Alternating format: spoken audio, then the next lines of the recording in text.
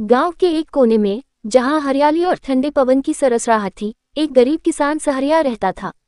सहरिया और उसकी पत्नी दया के पास एक छोटा सा घर और एक छोटे से खेत के अलावा कुछ नहीं था। उनका परिवार बहुत ही साधारण था।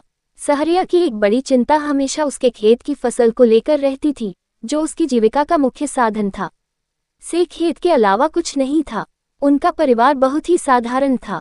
सहरिया की एक बड़ी चिंता हमेशा उसके खेत की फसल को लेकर रहती थी, जो उसकी जीविका का मुख्य साधन था। और मौसम की अनिश्चितताओं ने उसकी मेहनत को प्रभावित किया। पहले तो सूखा पड़ा और फिर अचानक भारी बारिश ने फसल को नुकसान पहुंचा दिया। सहरिया की परेशानी दिन ब दिन बढ़ती जा रही थी। उसकी फसल बर्बाद हो गई थी और उसके पास अब कोई और उपाय नहीं था। उसे अपने बच्चों के लिए भोजन और रोजमर्रा की जरूरतों को पूरा करने में कठिनाई हो रही थी। उसके पास केवल एक विकल्प था, गांव के मुखिया से सहायता की गुहार लगाना। मुखिया एक नेकदिल आदमी था, लेकिन गांव की सीमित संसाधनों के कारण वह भी सहरिया की पूरी मदद नहीं कर सकता था।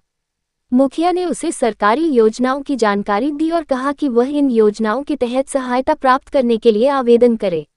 सहरिया ने धैर्यपूर्वक आवेदन किया, लेकिन सरकारी दफ्तरों की धीमी प्रक्रिया ने उसकी स्थिति को और भी कठिन बना दिया। जब कोई आशा की किरण नहीं दिखी, तो सहरिया ने सोचा कि उसे खुद कुछ करना होगा।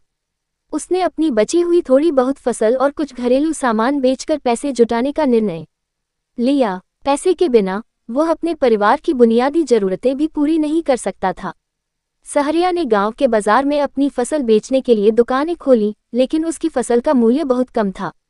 इस कठिन स्थिति में भी सहरिया ने हार मानने का नाम नहीं लिया।